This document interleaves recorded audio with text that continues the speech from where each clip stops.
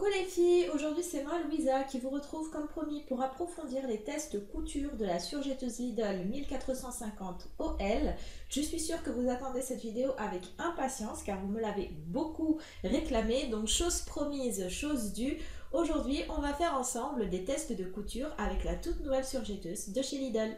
Alors avant de commencer, je voulais juste faire une toute petite parenthèse car j'ai reçu quelques commentaires qui disaient grosso modo que je devais sûrement être rémunérée par Lidl pour parler autant des surjetteuses de cette marque. Et que de toute façon, ce ne sont pas des machines de qualité et que globalement, il fallait que j'arrête d'en parler. Alors déjà, pour répondre à la première critique qui était comme quoi je suis rémunérée par Lidl, sachez que je ne suis absolument pas sponsorisée. Je ne suis pas rémunérée par Lidl ni par aucune autre marque d'ailleurs, et si jamais un jour on faisait un partenariat, bien évidemment, sachez que vous en serez avertis au préalable. Maintenant, concernant la qualité de cette machine, qu'on soit bien d'accord, cette machine-là, c'est la nouvelle surjetteuse de chez Lidl, c'est la 1450 OL. Donc c'est une machine qui est très récente et pour ma part, je n'ai pas encore suffisamment de recul pour vous dire si cette machine est de bonne qualité ou pas. Le test couture d'aujourd'hui nous en dira un petit peu plus sur la qualité de ces surjets. Mais encore une fois, ça va être sur le long terme que vous allez pouvoir juger si cette machine est fiable ou pas. Alors en revanche, pour le modèle 1230, là je peux vous faire part de mon expérience parce qu'on a eu l'occasion de le tester énormément. Mais par contre, nos expériences restent quand même assez aléatoires. Par exemple, on ne l'a jamais testé sur des tissus très épais.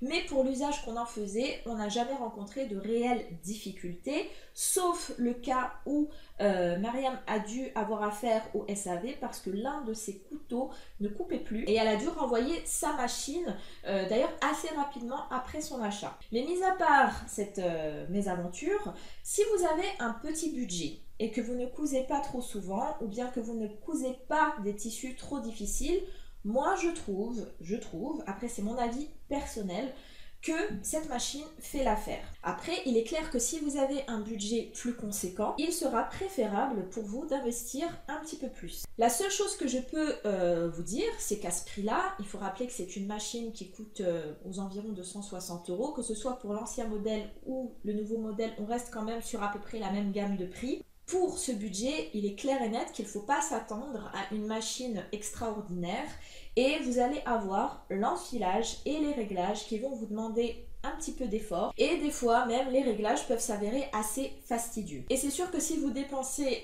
moins de 200 € dans une surjetteuse, ce n'est pas la peine de la comparer avec des surjeteuses par exemple qui vont valoir presque 1500 €. Voilà, donc il faut être assez réaliste. C'est un petit prix, c'est une machine vraiment d'entrée de gamme. Elle convient pour des surjets, des coutures qui ne sont pas trop compliquées. Vous allez avoir besoin de la régler et de réaliser un enfilage. Il n'y a pas d'enfilage automatique, il n'y a pas de réglage de tension automatique.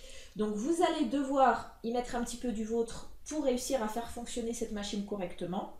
Mais ça, c'est pour moi complètement compréhensible et c'est sans surprise vu le petit prix. Quoi qu'il en soit, je ne peux pas vous conseiller et je ne peux pas vous déconseiller cette machine.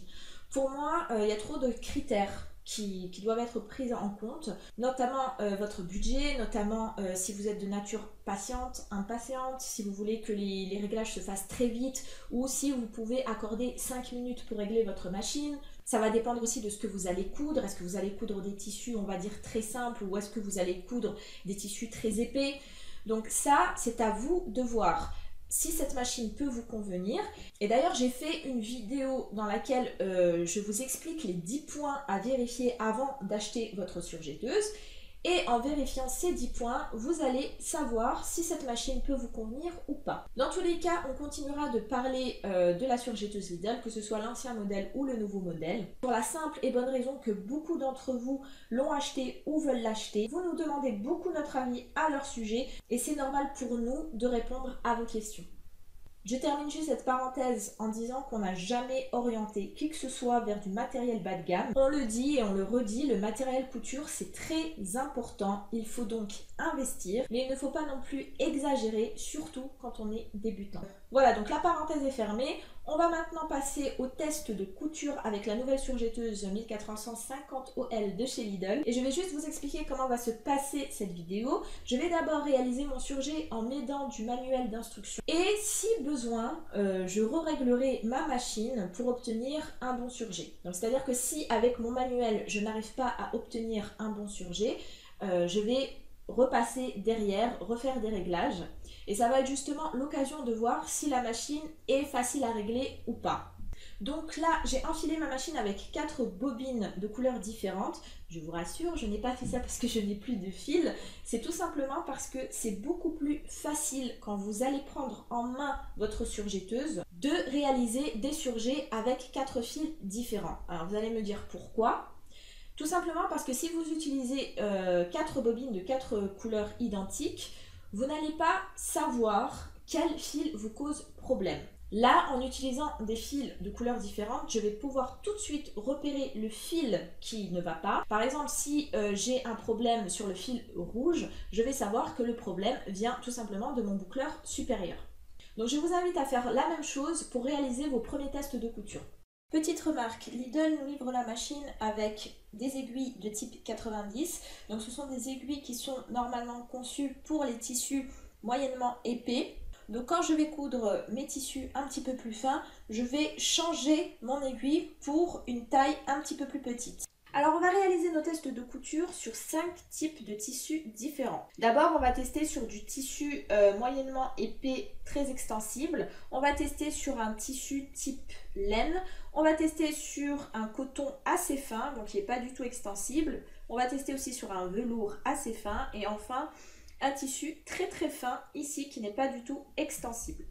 On va tester 3 types de surjets différents, à savoir le surjet 4 fils sur les 2 premiers tissus, le surjet 3 fils sur les 2 tissus là, et enfin l'ourlet rouloté sur le dernier tissu. Donc comme je vous l'ai dit, je vais d'abord réaliser mes surjets à l'aide du mode d'emploi pour voir si les recommandations sont fiables ou pas du tout. Et si je vois que le résultat n'est pas top, je réajusterai pour obtenir un résultat satisfaisant. Donc dans la partie couture, vous avez des codes images et il va falloir tout simplement se repérer avec ces codes images dans le tableau ici pour trouver les meilleurs réglages. Donc dans cette partie-là, on a les icônes qui correspondent aux différents types de tissus et dans cette partie-là, on a les icônes qui correspondent aux différents types de réglages de la surjetteuse.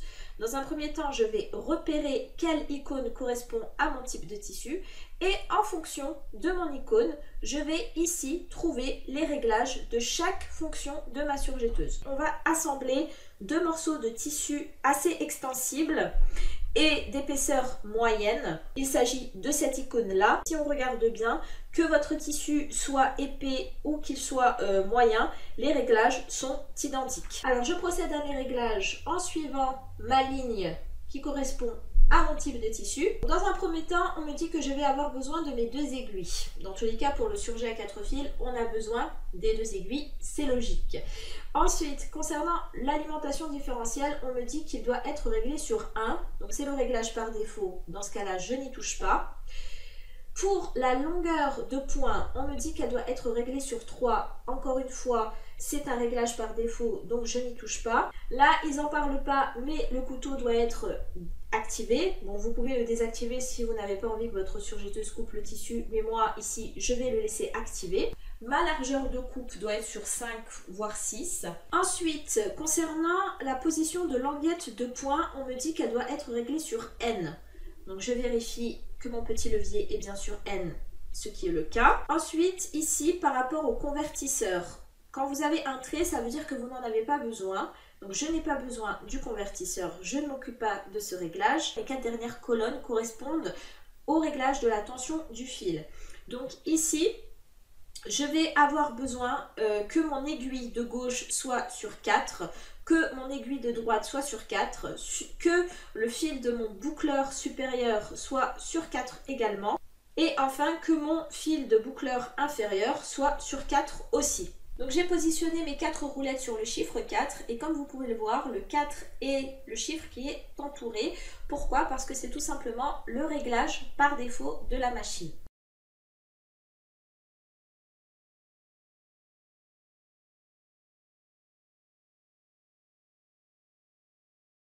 Alors voici le résultat sur notre premier tissu et on a un surjet qui est vraiment plus que correct. Alors comment reconnaître qu'un surjet est bien fait? Je vais vous expliquer très brièvement. Tout simplement, sur une face de votre tissu, vous devez avoir le fil du boucleur supérieur qui recouvre toute votre couture et sur l'autre côté, vous devez avoir le fil du boucleur inférieur qui va lui aussi recouvrir toute la couture. On ne doit pas avoir un fil d'un des boucleurs qui va déborder sur l'autre. Et pour le fil des aiguilles, c'est le même principe que la couture à la machine à coudre. Il suffit d'avoir un point de couture régulier, ni d'avoir des espèces de boucles qui vont se former, ni d'avoir par exemple des points trop serrés qui vont nous créer des espèces de fronces. Donc ce qu'on peut dire, c'est que les instructions du manuel concernant ce type de tissu extensible moyennement épais type jersey sont fiables. Maintenant on va passer à un assemblage de tissu qui n'est pas du tout extensible et qui est moyennement épais comme ceci. Donc vous voyez, c'est un tissu hiver assez épais mais pas trop.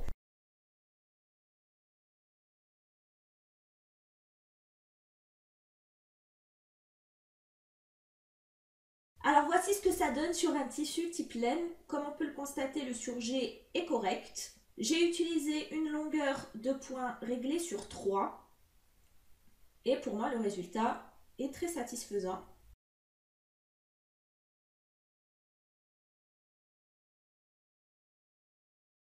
On va passer au surjet 3 fils. Donc le surjet 3 fils, c'est pour surfiler, pour faire les finitions des vêtements. Donc je vais enlever l'aiguille de gauche pour pouvoir effectuer mes surjets 3 fils. Donc là je vais commencer par surfiler un tissu coton fin, comme vous voyez. Donc là je vais simplement régler ma machine pour pouvoir coudre du coton à épaisseur assez fine.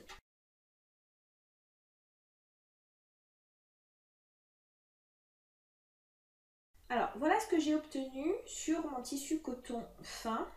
Et comme vous pouvez le voir ici, là, les petites boucles en fil rouge, donc c'est le fil du boucleur supérieur.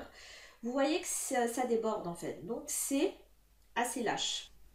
Donc si on suit les instructions du manuel, on obtient un fil de surjet qui est un peu lâche au niveau du boucleur supérieur. Aussi, le fil de l'aiguille de gauche, donc le fil en vert, est pas trop correct. Vous voyez, ça fait des espèces de petits ronds, de petits triangles. Bon, c'est très subtil, pardon. Il faut vraiment regarder de très près, mais moi je le vois. Donc là, ce que je vais faire, c'est que je vais refaire des réglages selon mes compétences en surjetteuse pour voir si j'arrive à obtenir un surjet correct facilement sur du coton plutôt fin. Voilà ce que ça donne après réajustage de la tension. Donc là, vous voyez qu'on a ici un fil de boucleur supérieur qui ne forme plus de boucle. Donc vous voyez, c'est plus du tout lâche. Et sur l'envers aussi, j'ai un très bon résultat. Je vais vous faire une comparaison entre les deux pour que vous voyez bien. Voilà, donc là, nous avons au-dessus le surjet avec les réglages que le manuel nous conseille. Vous voyez qu'on a le fil du boucleur supérieur qui fait vraiment des vagues. Et en dessous, on a mon surjet réalisé avec mes connaissances. Et vous voyez qu'on a un fil de boucleur supérieur, donc je rappelle, c'est le fil en rouge qui est parfaitement tendu. Maintenant, on va essayer de faire un surjet sur un tissu type velours assez fin. Alors voici le résultat que j'ai obtenu. Comme pour le coton précédent, j'ai un fil de boucleur supérieur qui est un petit peu trop lâche. Ça forme des espèces de boucles sur le bord, c'est pas très joli, donc je vais aller rattraper ça. Alors voilà le résultat après réglage de ma machine. Vous voyez qu'on n'a plus les espèces de boucles qui se formaient sur le bord de notre tissu. Sur l'envers aussi, le résultat est plutôt satisfaisant. Encore une fois, on va recomparer les deux. Donc là, au-dessus, vous voyez que c'est le réglage selon les indications du manuel. Et là, en bas, c'est mon réglage après avoir réajusté. Donc vous voyez que ça n'a rien à voir. Ici, on a vraiment des boucles qui se forment. On a le fil qui est un petit peu lâche. Et en bas, j'ai un surjet qui est bien serré. Donc encore une fois, il va falloir régler la machine pour ce type de tissu. Maintenant, nous allons procéder à la réalisation de l'ourlet rouloté. Pour celles qui ne savent pas ce qu'est un ourlet rouloté, je vous mets une petite photo maintenant. Donc c'est une couture qui est faite pour notamment les tissus très très fins comme celui-ci et très fluide. Et ça va être une couture décorative, ça va apporter vraiment une couture très élégante, une finition très élégante. On voit souvent l'ourlet rouloté sur les foulards par exemple. Donc là je vais coudre en fonction de ce que me dit mon manuel et on va voir ce que ça donne. Voici le résultat en fonction du manuel de chez Lidl. On obtient un ourlet rouloté plutôt satisfaisant. Après, bien évidemment, c'est à vous de régler votre machine en fonction du tissu que vous allez utiliser. Mais moi, sur le tissu fin comme ceci et qui n'est pas du tout extensible, j'ai obtenu un rouloté qui me paraît plutôt correct. Dans le manuel, il ne faut pas oublier que vous avez une marge de manœuvre concernant l'ourlet rouloté. Notamment, on vous dit que pour le fil du boucleur supérieur, vous pouvez régler la tension entre 4 et 6. Et pour le fil du boucleur inférieur, vous pouvez régler entre 7 et 9. Donc vous voyez, vous avez quand même une marge de manœuvre. À vous donc de réaliser plusieurs tests pour voir si vous arrivez à obtenir un ourlet rouloté correct. Voilà, cette vidéo est maintenant terminée. Pour toutes celles qui souhaitent devenir incollables sur les réglages de la tension, les autres réglages et voir tout ce qu'une surjetteuse est capable de faire, n'oubliez pas que l'on a fait une formation spéciale surjetteuse, une formation entièrement en ligne. Je vous laisse le lien en barre d'infos si jamais ça vous intéresse. Aussi, n'oubliez pas de vous abonner et de cliquer sur la petite cloche pour être averti dès que l'on poste une nouvelle vidéo. Et n'hésitez pas à me mettre en commentaire vos expériences couture avec cette surjetteuse et de partager cette vidéo à toutes celles qui ont déjà acquis ou qui vont acquérir cette nouvelle machine de chez Lidl. En attendant de vous retrouver dans une prochaine vidéo, je vous souhaite de très belles coutures.